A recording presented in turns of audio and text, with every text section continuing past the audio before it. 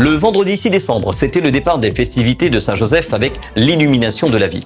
Pour la deuxième année consécutive, les voitures tunées et équipées Caroggio ont été invitées pour défiler avec les autres associations de la ville.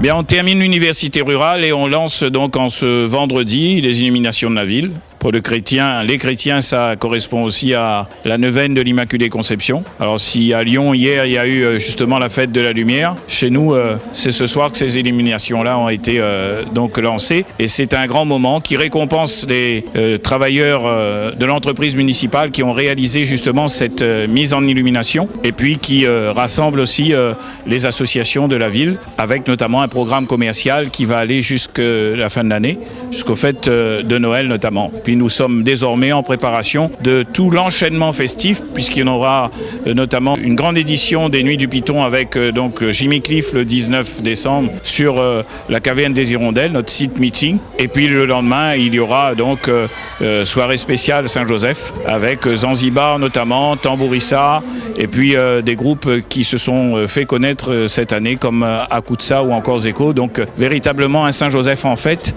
qui démarre en ce début du mois de décembre pour pouvoir se prolonger jusqu'à très très tard en cette année 2019 et entamer l'année 2020. Pour la deuxième année consécutive, les voitures équipées en son et lumière ont défilé avec les associations. Que pensez-vous de cette partie tuning et son auto présent ce soir? Ah bah ils mettent l'ambiance, c'est bien. J'étais obligé juste de dire de baisser un petit peu pour que je m'exprime à la foule. La preuve, c'est que l'ambiance était déjà là et que nous est dedans. Alors, moi, j'aurais un petit message, notamment pour le monde des courses automobiles et les amoureux. Il y a eu un accident qui a coûté la vie à un jeune marmaille et je voudrais vraiment adresser mes pensées les plus chaleureuses et mon témoignage, le témoignage de ma sympathie à la famille, parce qu'un drame comme celui-là touche profondément, je crois, tout le monde à La Réunion. Et on a une forte pensée pour elle. Après aussi pour le pilote, parce qu'il n'a certainement pas souhaité ce qui s'est produit, et ça on le sait, mais en plus il a besoin certainement aujourd'hui, lui et sa famille, de réconfort. Et il y a, je dirais, tout simplement le monde des amoureux, des passionnés de l'auto qui aujourd'hui se retrouvent un peu dans cette période de deuil alors qu'on entre dans une période de fête. Alors j'ai cette pensée que je voulais ce soir passer. Et puis je souhaiterais tout simplement que 2020 soit une très très bonne année.